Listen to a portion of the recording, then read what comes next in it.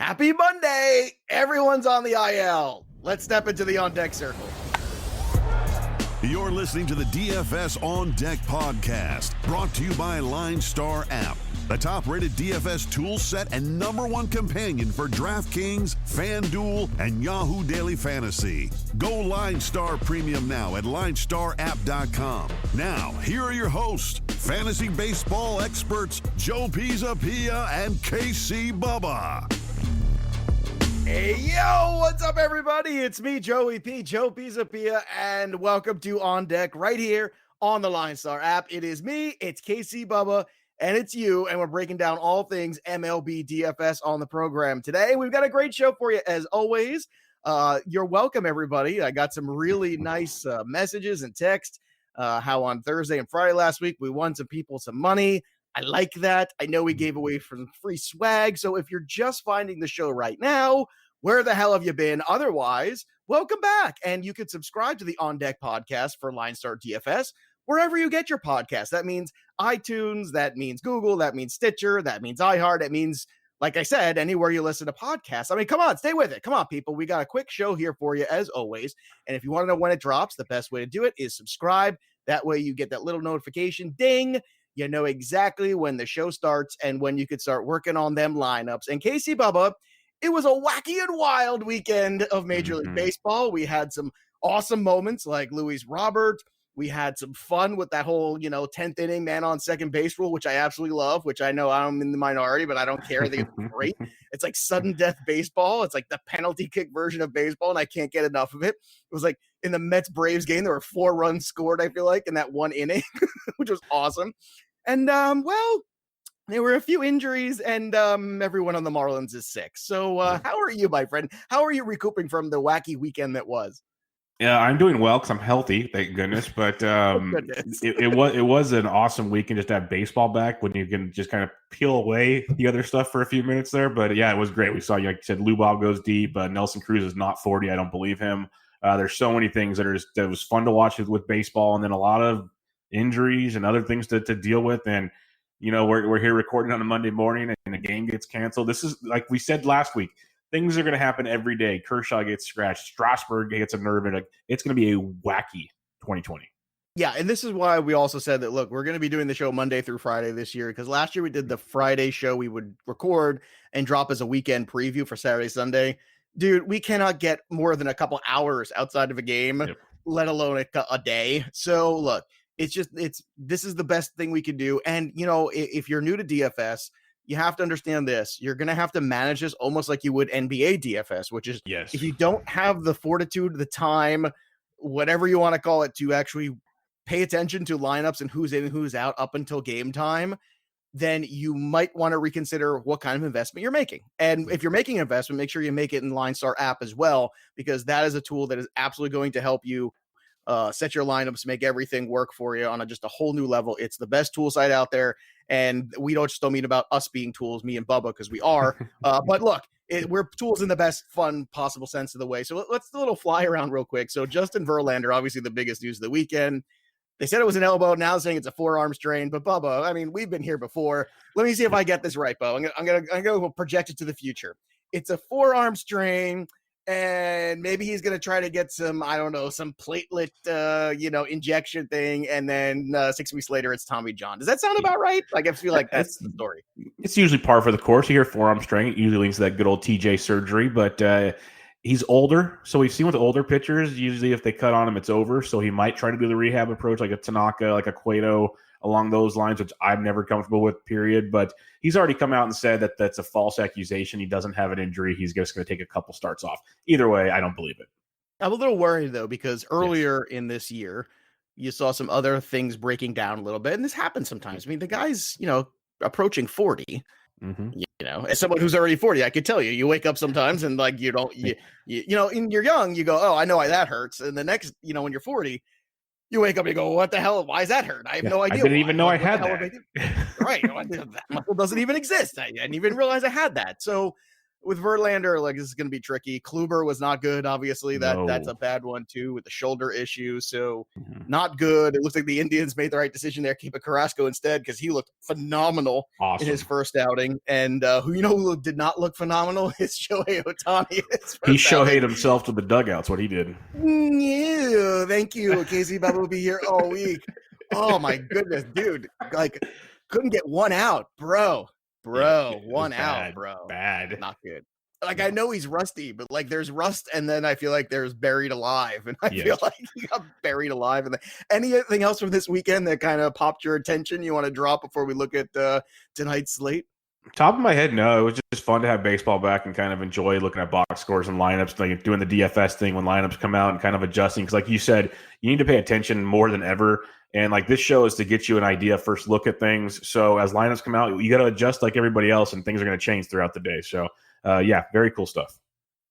All right, so let's get after it. So an oddity, and we were talking about it right before the show this morning, like look at DraftKings. You actually have the 6:00 games on DraftKings in the main slate, which is not something you get. So once again, you've got to pay attention. This is a brave new world we're in. There's also going to be some potential rain issues. Like, look, just bear with us. We got you covered. Take a deep breath. Everything's going to be fine. Breathe in, breathe out, but don't breathe out on me unless you're wearing a mask, please. Okay, so let's get after it. Let's start here with the Washington Nationals. We got Anibal Sanchez against Trent Thornton. I don't have too much interest in either of these two pitchers. I'm sure Bubba doesn't either, but I don't want to speak for you. Looking at this lineup, though, especially over on the FanDuel side, we always like to pop out some of those values. We've got Adam Eaton at 2.9, hitting in the 2-hole in this lineup. Castro's at 2.5, Kendrick's 2.6.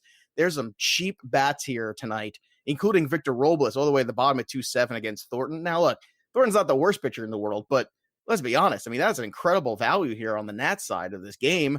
On the other side, value there too. We've got Vladimir Guerrero Jr. at 2.8. I feel like we always say this, FanDuel's looser, but I feel like they're really loose right now to start the season too, even in the early games, not even the late ones, because I feel like they're just trying to get people out there playing again and have some fun. So take advantage of this. Bubba, any other things to take away from this game besides on the FanDuel side, some cheap bats? Because outside of that, I don't know how thrilled I am about this one. Yeah, I'm not thrilled about it. I think you made a good point. We mentioned last week how the late night games, they go cheaper. I think they're going cheaper here because, DraftKings is the one game they don't have, and there is value here. Almost all these guys below 3K. A couple other names I'll throw out there if you want to get real weird with a stack or you just want to punt something. Andrew Stevenson's been starting. He's got a little bit of pop. He's been starting versus right-handed pitching. He's $2,100 if you want to go there. But otherwise, I'm kind of staying away from this one. I like Thornton, just not tonight. Yeah, free squares. That's what we call those guys. Yep. I love the free square. They're the best. Yes. All right, let's move over to the 640 games here. We got John Lester at 8.6 on FanDuel, Wade Miley at 6.8. Lester was a hot mess last year. I'll tell you what, man, I was shocked. I'll take the bad beat on that one. I was wrong about that Kyle Hendricks Woodruff last week. I thought for sure I was on the Woodruff side. I picked a side. Bubba was smarter than me. He's like, I'm staying away from it. Bubba was right. I was wrong. This is the fun. This is the fun you have sometimes. But in this one, what pops your eye here? Obviously very expensive for the Cubs bats. You got Chris Bryant at 5.5, Rizzo at 5.7. So those guys are huge price tags. So I feel like those guys are basically unusable here unless you you really want to get involved. What are your takeaways here from the Reds-Cubs game? Because this is another one now with Moustakas out of this lineup too. I mean, I see Aquino is 2.5 if you want to roll the dice there, potentially against the lefty. Castellanos at 3.4 on FanDuel. Suarez at 3.4, also decent values in the middle of that order. That I can get behind. But also keep in mind, Senzel not feeling well either, so I would think he's unlikely for this game tonight too.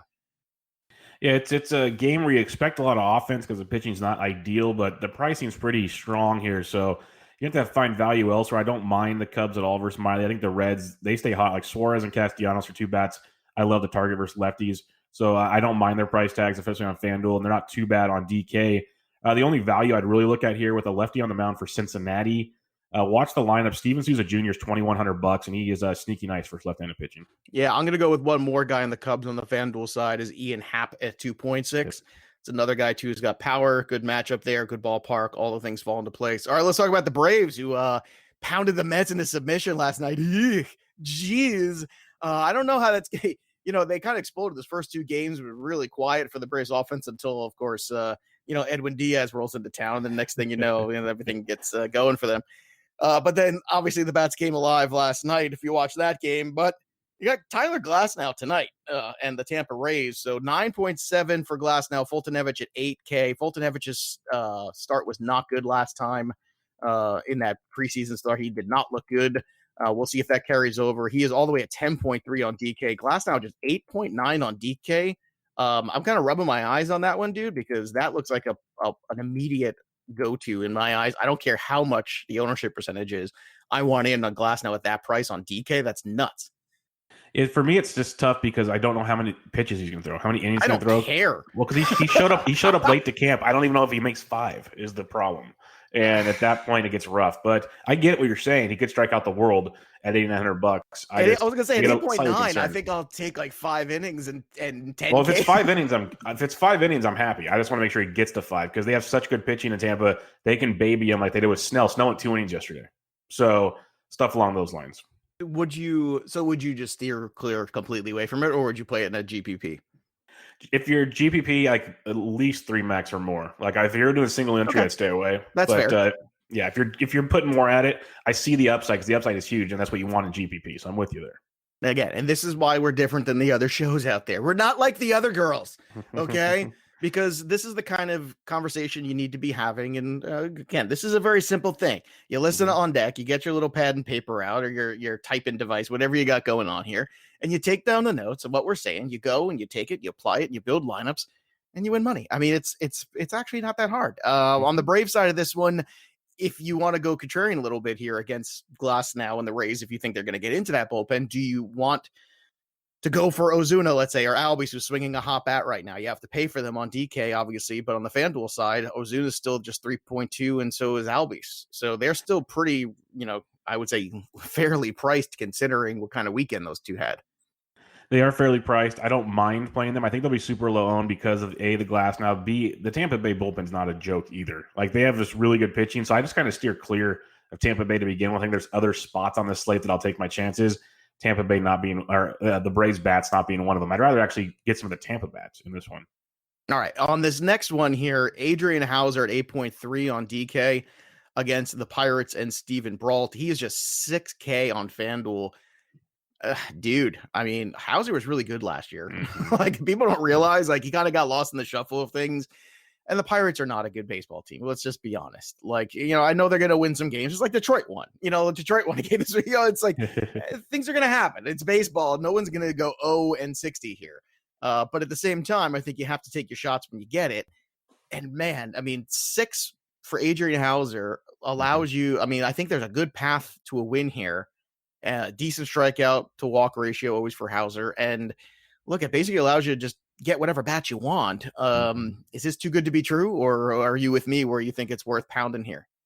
I'm 100% with you. I liked him at 8,300 on DraftKings. 6K on FanDuel is just criminal to me. It's absurd. Well, I told you, FanDuel's trying to. I feel like FanDuel's trying to get everybody out there playing. Like, hey, look at us. Look what we got. We got candy in the van. Kids, come on in the van. We got candy and kittens and all kinds of things. And look at the puppies. Oh, they're so cute. Follow the bright light. Follow it. It's over here. Exactly. And then, but I mean, look, Hauser, and if you want to stack, you can. Yep. You can go with Hira at 3.3 on FanDuel along with him. Lorenzo Cain 2.9. Even Yelich is 4.4. Yep. It's not. I mean, geez, you can go for that top of that and just go ride the Brewers against Steven Brault and the Pirates, and that bullpen's a disaster too. I don't know, man. This feels pretty good. I would love it even more if it was in Milwaukee, but yes, still, even though it's on the road, I think it's too tempting not to pass up. And look, or to pass up, I should say. But you make a good point. 8.3 on DK. It's a really good value there too. Yep, and that's kind of where I pivot off of Glasnow is to an Adrian Hauser type. Yeah, and look, I think you're absolutely right there.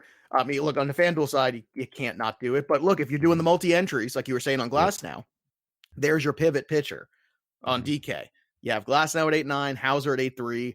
You do one lineup of Glasnow, you do a couple with Hauser just to have that little differential in the GPP with the multi-entry, and I think you're good. Anything else in this one? Any Pirates I can interest you in today? No, they're going to be super low owned. If you're doing like 20 max, if you want to throw one out there, sure, because they're super cheap with Colin Moran and Josh Bell and company, but I'm usually sticking clear of that. Well, Josh Bell ain't cheap on DK. He's 5-1. No. But on the Colin Moran's like below 3K on DK. He's only 2,600 on FanDuel, and he's batting cleanup. So he started off pretty hot this past weekend, so something to keep in mind. All right, let's go on to the Yankees and Phillies here. Jake Arrieta, who has been just dreadful against J Happ. Get your pocketbooks out, boys and girls, because I think this is it. Let me tell you, on DK, it's expensive. I'm not going to lie. Torres is 5'3", Stanton's 5'8", Judge is 4'9", LeMahieu's 4'7". Look, you really got to go up for the middle of the order. But dare I say it's worth it. And on the FanDuel side, if you've got a Hauser as a pitcher, this is cake. Because Stanton is 3.8, Torres is 3.2. The most expensive one is Judge at 4.1 in this whole lineup. The rest of this Yankee lineup on FanDuel is a joke. It's a joke. Yeah. Hicks is 2.7, Voigt's 2.7, Gary Sanchez is 3. Oh my goodness, dude. I mean, I would start LeMahieu and just go straight through 1 through 4 and then give me Adrian Hauser tonight and just roll. Yeah, you can game stack this one because Happ's I'm not a big fan there either with like Harper and Hoskins, Real Muto. And it's a good home run ballpark. Yep, Didi hits lefties very well. You could totally game stack this one. Obviously, we want the Yankee side of this. But man, that ballpark against this suspect pitching, this has a recipe for just disaster for pitching and big bats. So I'm with you there. If I was going to do this, I would do 1 through 4 Yankees. And then the other side of this game, I would do Real Muto, Segura, Didi. That I think is the sweet spot of this lineup. Don't pay for Hoskins and Harper. Instead, go 4, 5, 6, 3-3 for Real Muto on FanDuel's. Gene Segura's 2.7, Didi's 3.3. I think that's a nice approach there. And Didi's swinging a hot bat. So, there's a couple guys that, I've been saying all year, like they're pivotal to the success of certain teams. Trevor Bauer was one of them. I said, look, if you like the Rens win total, then you have to believe Trevor Bauer is going to be good. Because if he's not, then they're an under this year. And so far, so good for Trevor Bauer. And the other guy was Didi Gregorius was on that list too, who's been so far so good. But I think one of those weird pivotal pieces, if he bottomed out, I think it put a strain on the Phillies that they don't need because they've already got strains on the pitching side. By the way, Spencer Howard's going to be making his Major League debut Friday. So that didn't take long. So we'll be talking about him later this week. But yeah, I think you're right. Game stacking this one on both sides sounds like the way to go here too. Also, just curious, how bad that Philly bullpen is too. I know you had to lay 129 to win 100 there, but what do you think of the Yankees tonight on this one for a wager? Yeah, I think it's good. If you want to take their team total over, I don't even know what it is, but it sounds good to me already. So just run with it. Like Arrieta, there's people I might be able to throw harder than Arrieta right now. I can't disagree with that. I just can't. It's like BP, man. The dude's been throwing BP for a while now. All right, let's move on to the next one here at 7:10. We've got Houston Astros, who have got an opening for a starting job. Josh James is going to be starting tonight. 6.7 for him. Kendall Graveman 5.7. That's the FanDuel pricing on DK. Kendall Graveman's 4.9. Josh James is 8.6. Same kind of story. If you want the big time guys on DK, you got to pay over $5K for the top of the order. So if you want, you can pivot to the middle instead. 4.56 Brantley, Gurriel, Correa. If you want to go that route. You could even go with Josh Reddick and Kyle Tucker too, lower in this lineup, both lefties against Graveman. On the FanDuel side of things, much more inexpensive, but still you get basically $1,000 discount from the top 3 guys to the 4, 5, 6 guys. So you have to make that adjustment here. What are your thoughts on Kyle Lewis, who's just 2.9 right now, swinging a hot bat? We like to ride streaks on this show because baseball is a streaky game. And right now, Kyle Lewis is on a hot streak. 2.9 over on FanDuel is pretty cheap against Josh James. What are your thoughts on him? I'm with you if you're playing GPP because I think Josh James is another good option to use tonight for value at pitching because Seattle's offense doesn't scare me. But Shed Long, Kyle Lewis, they're both swinging very consistent bats, so those would be guys to look at there. The thing with Kyle Lewis, it's all or nothing. He either goes deep or I think he has 6 or 7 Ks already this season. So pick your poison there. But I agree, he's interesting, good GPP action. If you want to get like Seager and White are also swinging it well when it comes to power. So if you want to get different in a GPP, sure. I think Josh James is another decent option on the mound tonight. Yeah, I would stay away from him in cash games as well. I just don't think it's a good investment. One more thing. You mentioned Michael Brantley. He's only $3,300 on DraftKings, and that is just stupid. Yeah, I know. Well, that's why I'm looking at it. I'm thinking there's a $2,000 variance between George Springer and Michael Brantley. Yeah. And look, I'm not saying he's as good of a player, but in any given one, right. But I mean, lefty, righty, hitting cleanup, any given, night, Michael Brantley can be the same player George Springer is from a stat point of view. If you're playing cash, you play Brantley. He's got 8 or more points in every game so far this year. Yeah. The dude's, like when you talk about underrated hitters in baseball, like that's always a guy that pops to me. It's like, yeah, Michael Brantley, like nobody talks about him.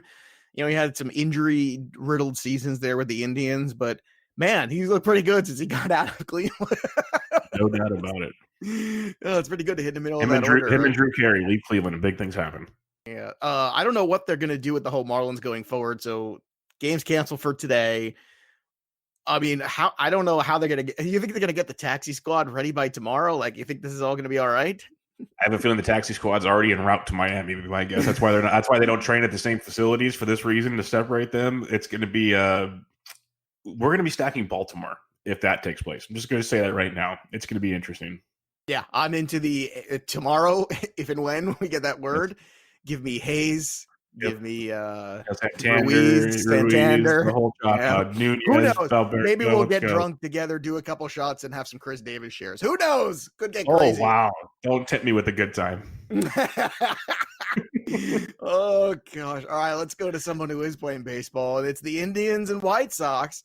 So this one's at 7:10 Eastern tonight. We got Aaron Savale, 9-7 on DK, Dylan Cease at 9-4. On the FanDuel side of this game, big price difference. 6.3 for Dylan Cease, 7.8 for Savale. Now, look, neither of these guys are steady investments for sure. I'm not. This is very tempting to get involved here. I'm going to pass. Savale's not a big strikeout guy. I like Savale as a pitcher. I'm fearful because this White Sox lineup is just so stacked. And on the other side, it's kind of the same thing. It's like, these are two pitchers that I don't know how long for this game they are. I like both of their upside, but I don't think I want to make an investment on the upside tonight against each other. Do you have any feelings on this pitching matchup before we get to the offense? I'm 100% with you. I like both pitchers. Like, if you want to max enter, sure, Cease is pretty affordable on FanDuel. Both teams can strike out quite a bit, and no Eloy Jimenez might help. But overall, I'm kind of worried about these offenses can just go nuts. Yeah. And speaking of the offenses, once again, FanDuel loser. Jose Abreu, just 3K. Tim Anderson, 2.9. Grandal, 2.9. It's crazy. Robert, 2.7 right now. 2.7. That's ridiculous. Ownership of him is going to be like 65%. Should be. And you know what? I don't think it's wrong. I can say this right now. In cash games, Luis Robert at 2.7 on FanDuel, he should be 90% owned. Like, I don't care. I mean, right now, the dude just looks as good as we said he was good. And the season's not long enough for people to catch up with him. So it's just not going to happen this year. So just get ready and enjoy the wild ride. What about on the Cleveland side of things here, Bub? How are you looking at this one? I see the appeal of stacking it up. They're affordable on FanDuel. Obviously, DraftKings, you still got to pay for the Ramirez and Doors of the crew. But even Carlos Santana is not a bad idea if you want to do like that 4, 5, 6. You can. Cease is a guy that's either going to light you up or he's going to be so wild, and then you get to that White Sox bullpen and it gets fun. So you just got to paint that picture in your head on how you want to go about it. Cleveland will be low owned with upside, but I'll probably steer clear tonight. You want to game stack this one too? Ramirez has been hot too. I mean, if you take that Ramirez bat and the Robert bat, I mean, this might have a lot of offense in it potentially. This might be, if you want to differentiate between the Phillies and Yankees one and you want to get in on a whole game, this would be the other one for me. I'm with you. And think about if you want to go narrative street, Edwin Encarnacion E5 coming home. Like this could be a fun one tonight. That's not his home. You think that he played a lot in Cleveland. He played a fair amount. That's where the parrot came from. I know, but the Toronto's his home, right? Toronto's the home. Oh, come on. Toronto's no one's home this year. Cincinnati home where he used to play Toronto's third base. No one. That's where he got E5 from, yes. But Toronto's no one's home. Fair enough. All right, let's get to the last two games here on tonight's slate. We got Mike Montgomery and the Royals taking on Michael Fulmer and the Detroit Tigers. Nico Goodrum on FanDuel, just 2.5. Another guy swinging a hot bat right now. I'm good with this. Again, the line. Yeah. I keep looking for the pitcher I want to pay up for, and this is what the kind of point I'm making about Glass now. It's like, you know what? I don't know what the pitchers you want to pay up for tonight because it doesn't really exist all that much. Nope, they don't. This is what happens when you start the season and then you get to the fourth and fifth starters. You start to get these kind of matchups where it pays to get I think Adrian Hauser is the best investment. Just like looking around on it, I just think that's the one for me. But looking at the rest of this lineup here, Whit Merrifield's cheap 3.0. Adalberto Mondesi is just 2.8 on FanDuel. Perez is just 2.7. So you've got a lot to, again, if you're looking for cheap bats. But look, there's plenty of cheap bats. This is why I think tonight is a night where you pay for offense because the pitching is going to be a crapshoot of the way the board looks tonight. Go pay for offense, pay for the big names, pay for the names that you think can really have the high run totals. This is another one where you kind of throw your hands up because it's not a good pitching matchup. So it could be a 3-2 game. It could be a 10-8 game. I just don't think either of these offenses can muster that big of a total between the two of them. So I tend to fade away, but I will cherry pick the Merrifield, Mondesi, Goodrum at the top. Any other feelings about this one on the DK side? Maybe anything for you? Yeah, the DK side much more appealing if you want to go say like a Hauser and a Glasnow, Hauser and a James, pay up a little bit. This game, I'm not drinking, I've only had a cup of coffee today, but it has that weird feel of bad bullpens that you got some value. Like CJ Cron versus a lefty always gets my attention. They have Scope versus a lefty. That's fair. Mondesi's cheap on DraftKings. There's a ton of interesting pivots here that I think this game, I'm leaning more towards the high scoring chaos game than the low scoring one. All right. That's fair. That's absolutely fair. Without a doubt. Speaking of chaos, the Mets are taking on the Red Sox here. Our last game. Anyhow, our last game of the evening, Josh Osich. I can't even say his name. Josh Osich. Osich. It's Osich. Former Giant. Yeah, I thought it was Osich, but it's hard to say Josh. I can't even say it. Josh. He's an ostrich. Let's have fun with it. Josh Osich, easier to say. Josh Osich. It just sounds like I'm saying Josh Osich. Who's pitching tonight for the Red Sox? Josh Osich. What? What's wrong with you? It sounds like some like let out a chihuahua. That sounds like one of the Golden Girls. Like, seriously, Josh sounds like that's exactly like if I run over a small dog with my car, I think that's the sound it makes. And then I go, the little guy, the Chihuahua from the little Chihuahua.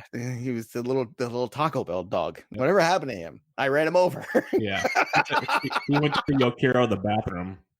Oh, goodness gracious. All right. So Michael Wacha is going to get the start for the Mets here against that other guy. And we've got looking at the DK side of this one. You got to pay up for Conforto at 5. Definitely pay up for Alonso at 5.6 and McNeil at 5.3. You got to pay up for those guys if you want them.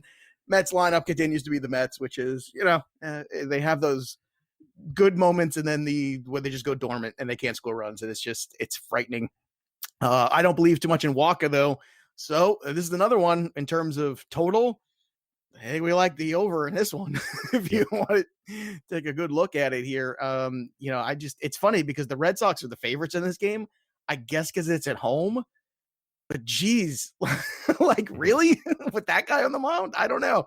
This is maybe you can make some money with the Mets tonight at plus 113. I don't know. Like it's crazy. I'm a self-loathing Met fan, but I think it's a little crazy that the Red Sox are favored in this game, considering who they're throwing out there in the mound just because it's in Boston. I think the best thing for the Mets is to get out of Citi Field right now. Your thoughts here on the Mets Red Sox? What do you like, if anything? Well, Osich is opening, and then Zach Godley's coming in behind him, so it just gets better. And so I can say Zach Godley. There you go. So yeah, if you want to, there's a lot of offense to be had in this game. So the one thing you could do to be different, if people see Osich the lefty starting, so you could get lefty Mets bats because Godley's coming in afterwards, probably very low owned in a game that should have a lot of offense. So I'm with you there. Yeah, look, a lot of offense on the board tonight. I think just generally speaking, the approach. We're talking about pitchers we like. I mean, geez, if Glasnow was a lock to throw 5-6 innings, he would be the guy. Outside of that, bro, it's rough. Like when Adrian Hauser is and Josh James are the best options, you're like, this is what we've come to right now here. And again, this will change as you start to get staggered days and things of this nature. So just stay on board with us. But look, overall tonight is a night you pay up for offense. There's a few game stacks here. The one we just talked about, Yankees, Phillies, the White Sox, Cleveland is another one. And the sneaky one that Bubba's pointing out might be the Detroit Tigers and the Kansas City Royals. That's your GPP one though, right? You wouldn't pay that. Definitely. No, that's strictly get weird in a GPP. All right. And we like to get weird here on the show. So that being said, let's get weird here with our home run calls. It's that time again, boys and girls. It's time to call our shot. Bubba, the whole field is yours. Who's going yard tonight for Casey Bubba? I'll stick to my random GPP stack, and CJ Cron's going deep. CJ Cron, look at you. I like how you're giving these tougher names. I've been going kind of easy one. Yeah, you know what? I mean, I every now and then I like to take the easy one. Well, don't blame you there. I'll take the easy one. I'll tell you what, I'm going to go with Keston Hiura tonight against Stephen Brault. How about that? I like Keston Hiura going yard tonight. I like the Brew Crew against the lowly Pirates. And look, I think everyone's going to go yard in Philadelphia tonight. So as a side note, you might want to get some shares in that one. Yeah, if you want the easy ones, Stanton, Judge, let's just go down the list here. Yeah, but you know what? Easy doesn't make it, just because it's easy. If it's right, it's right. Who cares? Exactly. So, you could retweet this segment too and win some swag over at LineStar, and make sure you're following us at LineStar App and on the Twitter machine. You can follow us on Facebook as well at LineStar. So that'll do it for us today. Pretty wacky slate. It's been a wacky beginning to the season, but don't worry. We're going to hold your hand and talk you through it here on the program as we always do. In the meantime, you can follow us on Twitter also personally at Joe Pisapia 17, at Casey Bubba, at LineStar App and LineStar MLB. That'll do it for us, but the story of the game goes on. For Casey Bubba, I'm Joey P. There's nothing left to do now except step into the batter's box and go yard. We'll see you next time, kids. You've been listening to the DFS On Deck podcast, brought to you by LineStar. Hit subscribe, tell a friend, and stay tuned for the next episode from fantasy baseball experts Joe Pisapia and KC Bubba.